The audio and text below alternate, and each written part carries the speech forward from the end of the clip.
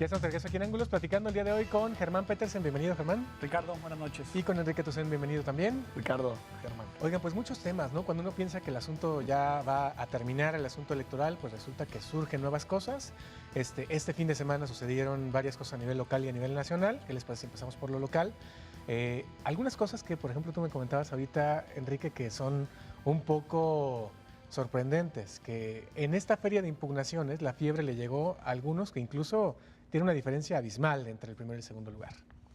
Sí, bueno, en el caso de Jalisco, pues es muy interesante. Las impugnaciones están llegando a todos los niveles. Zapopan también va a ser una elección impugnada.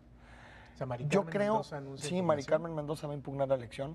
Yo creo que está siendo muy barato impugnar y eso tampoco es bueno, porque retrasa los procesos electorales, retrasa ciertas decisiones que son muy claras.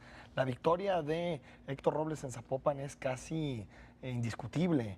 Y yo creo que al final este tipo de procesos hace que sean eternos y que las elecciones duren, empiecen en enero con las primarias y se vayan desahogando en octubre o en noviembre los procesos en el tribunal. Entonces, bueno, hay que hacer algo para que cierto nivel de votos te dé por lo menos un piso de legitimidad y no todas las elecciones sean impugnadas, ¿no? Claro, que es lo que estamos viendo ahora. Ahora, hay quien dirá, bueno, pues qué bueno, porque finalmente desquita el Tribunal Electoral su sueldo, ¿verdad? Así es. Y que, digamos, la diferencia entre primero y segundo lugar no está siendo el criterio bajo el cual se decide impugnar o no.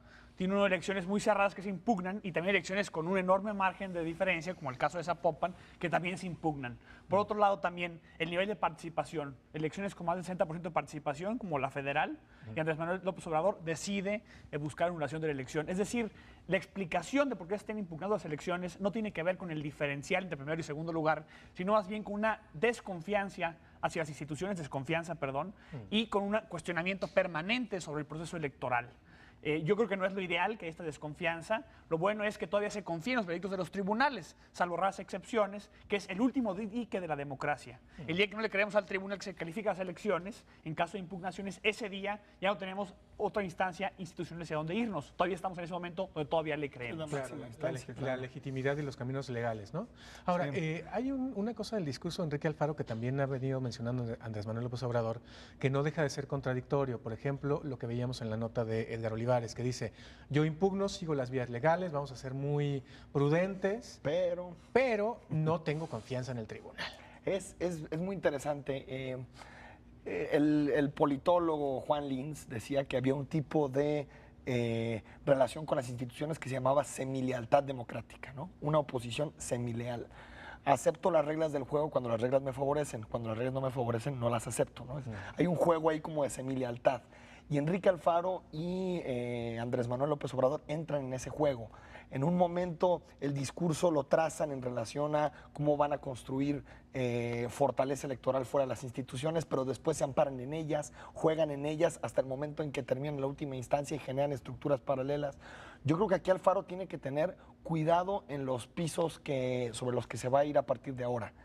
Enrique Alfaro tiene mucho capital político, tiene más de 1 millón de votos en Jalisco, en la zona metropolitana tiene una fuerza que nunca imaginamos y si da pasos en falso, yo creo que el electorado se los puede cobrar en 2015, ya lo hemos platicado mucho, el objetivo de Alfaro es ser alcalde de Guadalajara en 2015 y la única forma es aceptando las reglas del juego y yéndose por la vía institucional. De hecho, ayer lo confirmó prácticamente en este acto en el que agradece a sus seguidores, pero les dice, pues vamos para lo que sigue. Así es. Y lo que también llama la atención es que no solo que impugnar, y eso creo que todos lo tenemos claro, todos los candidatos tienen derecho. Porque hay quien ha intentado poner el debate sobre si impugnar es válido o no es válido. Yo considero que es válido, es un derecho al que todo candidato que considere que hay dudas sobre una elección puede acceder. Sin embargo, el problema está en el relato en el cual enmarcan la impugnación. Es decir, qué interpretación le da el candidato a su impugnación. Y por ejemplo, en el caso de Andrés Manuel, lo que escandaliza no es que impugne, sino que diga ganamos con amplio margen, por ejemplo. O en el caso de Alfaro, no es que impugne, sino que al momento que impugna, descalifica al tribunal de alguna manera o pone en juicio, en tela de juicio, la confiabilidad y la imparcialidad de este último árbitro electoral. Entonces, el problema no está en que impugnen. Yo creo que eso es hasta sano para la vía democrática y ojalá y se reserven ese derecho para cuando haya motivos para impugnar. Sin embargo, el problema está en el relato en el cual lo enmarcan. Me parece que es muchísimo más reprobable el de Andrés Manuel López Obrador, que sí es patear la mesa, pero el de Alfaro, con ese último comentario de la duda sobre el tribunal, creo que sí tuvo a mal poner en tela de juicio, sin elementos además, al tribunal. Claro, porque además ya saben cómo les va a ir en el tribunal, precisamente porque en sus impugnaciones, tanto la de Andrés Manuel como la de Alfaro, están presentando cosas que ya durante la campaña estuvieron presentando en queja y no aportan elementos nuevos probatorios. Incluso en algunos casos solamente lo que presentan como prueba o como aparente prueba son notas publicadas en la prensa, que todos sabemos que en los tribunales no es que cuenten mucho. El informe de Andrés Manuel sobre la elección está repleta de notas de Reforma, ¿no? Que fue un diario en el que estuvo muy cercano a la campaña de Andrés Manuel. Al final, ambas impugnaciones están construidas sobre la misma base, que es esto que se le llamaba nulidad abstracta o causal de nulidad abstracta, que es, digamos, no hubo un elemento, digamos, para tendenciar el voto, pero al final, si pones todos los elementos sobre la mesa y armas una sopa de medios de comunicación que influyeron, encuestas que al final terminaron tendenciando la elección, al final toda esa sopa te llevaría a una elección inequitativa. El problema es que al ser abstractas es muy difícil probar ese tipo de cosas, ¿no? Y como sabemos, la unidad abstracta ya no es causal, como lo fue alguna vez en el Código Electoral, ahora ya no es causal de anulación de la elección. Entonces, al final, esto tiene mucho más que ver con una lucha política que jurídica.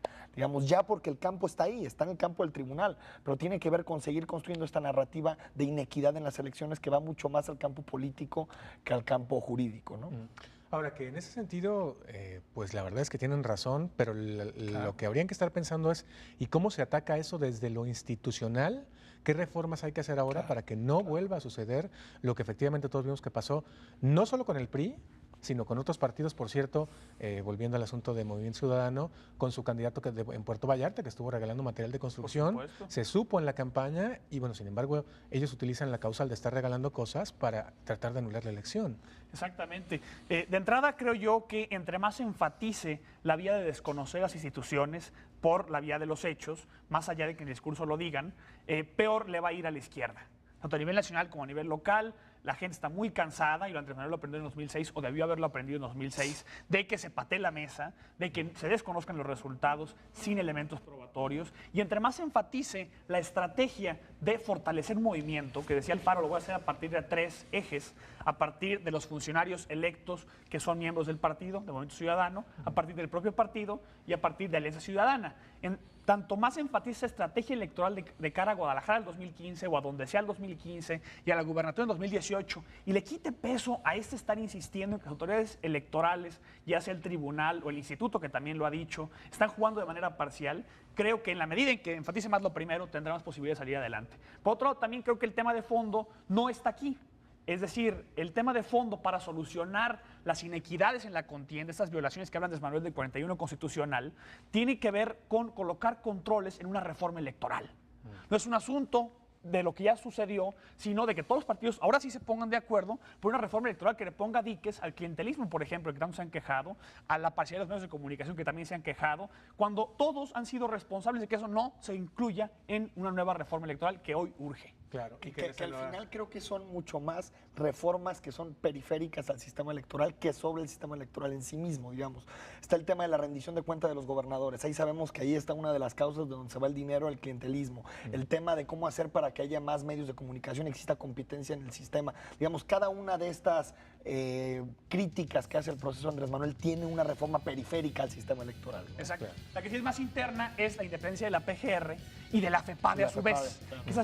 Hay unas muy directas tipo esta y otras muy alejadas tipo el asunto incluso de la desigualdad, el combate a la desigualdad. Y unas más fáciles de sacar que otras, ¿no? Vamos a una pausa. Después de la pausa regresamos con una provocación, bueno, dos. Porque a raíz de que de repente parece que en la vía jurídica no les va a ir muy bien, algunos que se identifican con los movimientos de estos impugnadores han decidido irse por la vía radical, y la otra provocación es, bueno, ¿y esos 3 años qué va a hacer Enrique Alfaro? ¿Un líder fáctico de esos que tanto ha criticado? Regresamos.